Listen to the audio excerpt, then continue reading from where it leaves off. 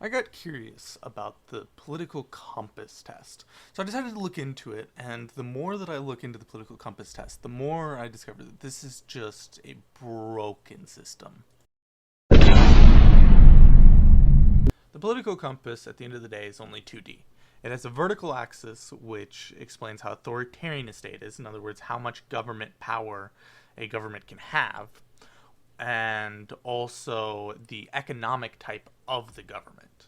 So then this obviously brings up the question, what kind of policies and ideas can really be represented on the political compass? If the political compass only has 2 points of interest, then how can you really compare more nuanced topics that don't have anything to do with the amount of authoritarian someone is or the amount of economic interest they place either to the right or to the left?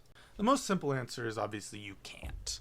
Now, the difficulty with that is there's no way on the political compass to represent social issues to basically any degree. There's no access for social issues or where you stand on anything like that. So as a result, you get kind of funny images like this where you look at United States presidential elections, for example, and you have candidates that differ on basically every single social issue and have nothing in common on the most important issues, but yet still sit right next to each other on the political compass. The questions on the political compass are also severely lacking. I mean, when you pull up the very first question on the political compass, it starts with the idea that economic globalism is inevitable. Even though it's hypothetical for the question, it's still starting with a preface which would require you to be at the very top of the political compass to even be able to answer accurately, as it's starting with a preface that's putting you at the top in the full authoritarian category with complete globalization. Another problem they have is they have a lot of questions that have absolutely nothing to do with either the vertical or horizontal axis of the political compass, and I only presume that they would move your political standings in some way according to the compass, even though they don't actually have anything to do with the authoritarian or libertization of the government or your economic standings to the left or the right. Like these questions, which are race has many superior qualities compared with other races, and the enemy of my enemy is my friend. Both of these questions are very different questions, and neither of them have anything to do with either axis of the political compass as far as I can tell. Both of them are, well, the top one's obviously a social question and one that has a very clear answer to most people. And the bottom one is in many ways just a simple moral question that has absolutely nothing to do with your political standings in the first place. I also find that there's a really large phrasing problem in the political compass test. Like this question, for example, starts with the preface that people that manipulate money aren't contributing anything to society, which, regardless of whether or not they are, which obviously, if you believe in any degree of capitalism, you would say that they are, in fact, contributing at least in some way to society. And as a matter of fact, even many societies that are left economically would also agree that they contribute something to society at some point. But despite that, they start with the preface that they're contributing nothing to society by manipulating the money and keeping the economies rolling with stuff like that. And as I mentioned previously, the political compass is supposed to be an unbiased, objective take at your political standings from the perspective of somebody that doesn't take political standings. Not somebody that's a centrist, not somebody that's, in a specific quadrant, but somebody that legitimately has no political opinions. Compared to that, where do you land on the political chart? That's kind of the idea of the political compass. It's a completely unbiased view in every way. It's supposed to be the idea. But when even the questions start with prefaces that would undermine the idea of them being neutral in all states, the test itself at this point is already clearly flawed. The last point I would make is that the playing field in and of itself is skewed in the first place. I took the test and I said strongly disagree to every single point for the sake of seeing, all right, are the amount of questions on either side generally even? If they're starting with presumptions in most of their questions and stuff, the least they could do is to make it fairly even the amount of questions there are in every direction.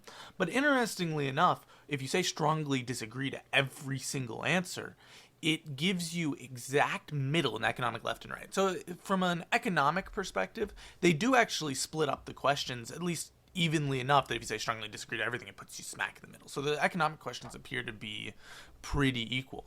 But the social libertarian versus authoritarian, which calling it social is a little weird in the first place, because libertarian and authoritarian is a public government thing in the first place.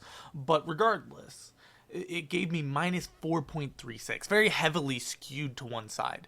So even though the economic left/right appears to be pretty central for where they have the questions written, the libertarian versus authoritarian is just completely skewed in the first place and not in any way trying to give an equal viewpoint. Otherwise, there'd be a pretty equal number of questions on both sides, and if you just said strongly disagree to everything, it'd put you pretty close to the middle.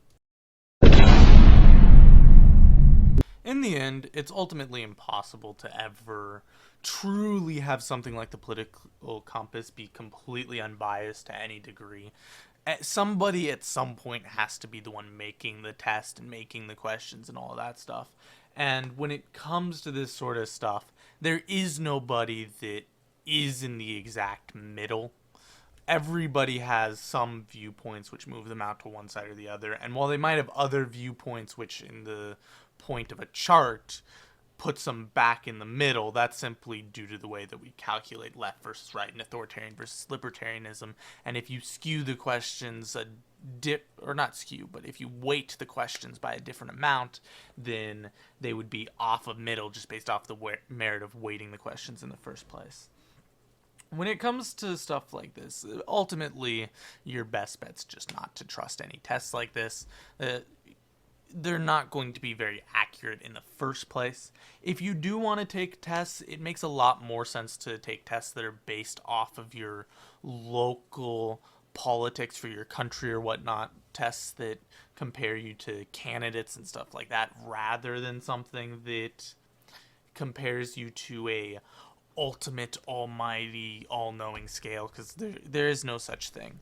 The other note I'd make is when people do try to make stuff like this, what they really need to be doing is trying to recognize that they're coming in with some form of biasy and try to account for that in making the scale. It's very clear that whoever made this didn't account for that when they made their chart. And if you're ever trying to do something that you want to be to any degree neutral, instead of going in trying to be like, I don't have any biases, make sure that you recognize your biases in the first place and try to account for them when setting stuff up. And that's the best way to be neutral, not just in politics, but in all things. And while neutrality itself is in no way a virtue, there are some things where you need to be neutral to understand both sides.